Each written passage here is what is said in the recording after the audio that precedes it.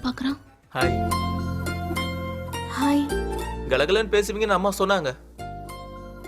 Hi friends, welcome to my channel. நாம் இன்னைக்கு பாண்டியன் ஸ்டோர்ஸில் இந்த எபிசோடை பார்க்கலாம். அரசியை பொண்ணு பார்க்க வந்த மாப்பிள்ள அரசிக்கிட்ட ஒரு 5 நிமிஷம் பேசணும்னு சொன்னதும் சரின்னு சொல்லி தனியாக பேச வீட்டோட பின்பக்கம் அனுப்புகிறாங்க. அரசி கூட மீனாவையும் அனுப்பி வைக்க மாப்பிள்ளைக்கு மீனா பயங்கர டிஸ்டர்பன்ஸாக இருக்காங்க. நீங்கள் எப்போ போவீங்கன்னு மீனாட்ட கேட்குறாரு மாப்பிள்ளை. இல்லை, என்னை அரசி கூட தான் இருக்க சொல்லியிருக்கிறாங்க, நான் வேணா ஒரு 4 ஸ்டெப்ஸ் பேக்கில் இருக்கேன்னு சொல்லி கொஞ்சம் தள்ளி நிற்கிறாங்க. மாப்பிள்ளை என்ன கேட்டாலும் அரசி வாயை திறக்கல. மீனாவே எல்லாத்துக்கும் பதில் சொல்கிறாங்க. இது ஒன்றும் வேலைக்கு ஆகாது, நம்ம போகலான்னு சொல்லிட்டு மாப்பிள்ளை சொல்லிடுறாரு.